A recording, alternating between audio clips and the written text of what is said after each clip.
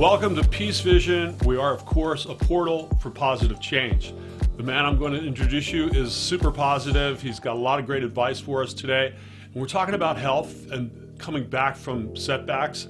This man's coming back from a lot. And you may know the last name, kind of reminds you of a plane, perhaps. That may be the case. His name is Erik Lindbergh. Erik, welcome to the show.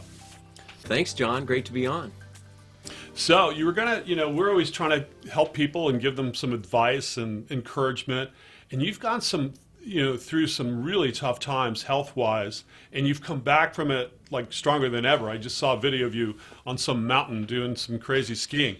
Can you kind of give us, the audience, an idea of what you went through and what you did to come back? Sure. I guess, I grew up as a really physically gifted athlete, and I was a state champion gymnast, and I did a lot of mountain climbing, frisbee, water skiing. Whatever I wanted to do was sort of easy for me.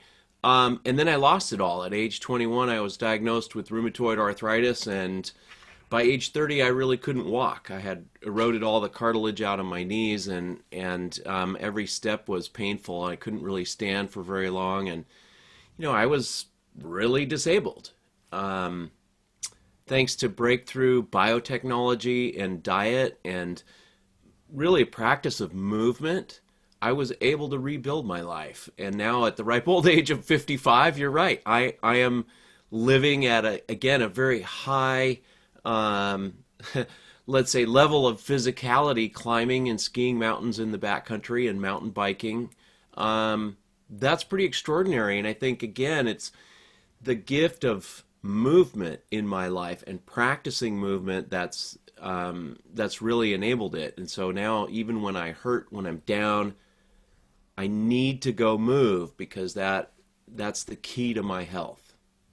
What's the key to the motivation to get you to do it? Do you have somebody in your life that says, hey, get off the couch?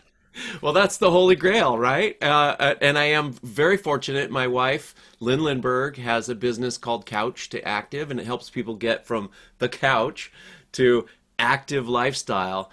And so that's helpful. For me, it's really finding exercise that I love. And in that way, I can push past the pain, the physical pain of getting moving and exercising for a long period of time. And also there's sort of mental barriers in life, motivational barriers that slow you down. And if you stay stuck to the couch, that is sort of a metaphor for what your life is going to be like. If you can get yourself going. Like yesterday, I was not motivated at all, but my buddies came over and we socially distanced biked across the island on single track trails on our mountain bikes, and we felt so good afterwards. It's just that it's like the best sort of longevity drug you could ever get. Yeah, it's so important, right? Especially in these times when people are stuck and not able to move. What it really means to the quality of life when we're able to get out there and keep it going. You're also an artist, and I think people would be really interested to find out about that part of you. Tell me, where did your interest in art come from, and what type of art have you been creating over the years?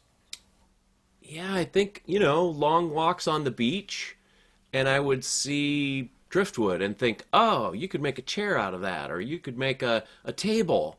Wouldn't that be cool? That's a beautiful piece of driftwood. And eventually I started hauling these things back with me from these beach walks, and eventually I had to make a bench, for example. And I started making another one, a table, and then pretty soon someone wanted to buy something like that. And it was just a slippery slope, I guess. And so that sort of led to, whenever I have a downturn in business or time on my hands, I go make sawdust, I call it. It's an exercise in turning these shapes that I've collected over the years into usable furniture and sculpture.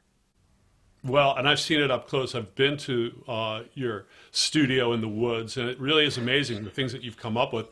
And a lot of those images have to do with flying, don't they? Yeah, I mean, I love the metaphor of movement in my work, and so making tables that look like they're going to walk away is that's a favorite theme. aircraft, birds, that sort of theme of escaping from gravity runs strong through my life, and it is the escaping from the gravity of life, because life is hard. And next thing you know, you're flying high, and next thing you know, you're in the dirt struggling, and that's just what it's like. So really, the next few steps of digging yourself out of the dirt and getting yourself up on all fours, and then maybe walking on two legs again, is sort of the key. And sculptures are healing for me. When you finish a sculpture and it conveys some kind of emotion, or movement, that to me is just, it hits my heart and soul, gives me energy, and makes me want to continue.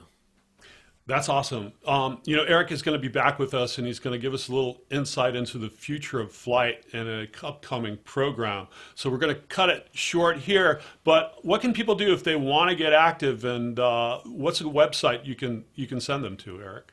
Well, I would say, first step is go to couchtoactive.com, couchtoactive.com, and take the first steps, because you really need to start somewhere. It doesn't have to be big. You don't need sweaty six-pack abs or physical therapy from the pros. You need to start doing just some calf raises and just the things that you can do, and build on that. That's the most important thing.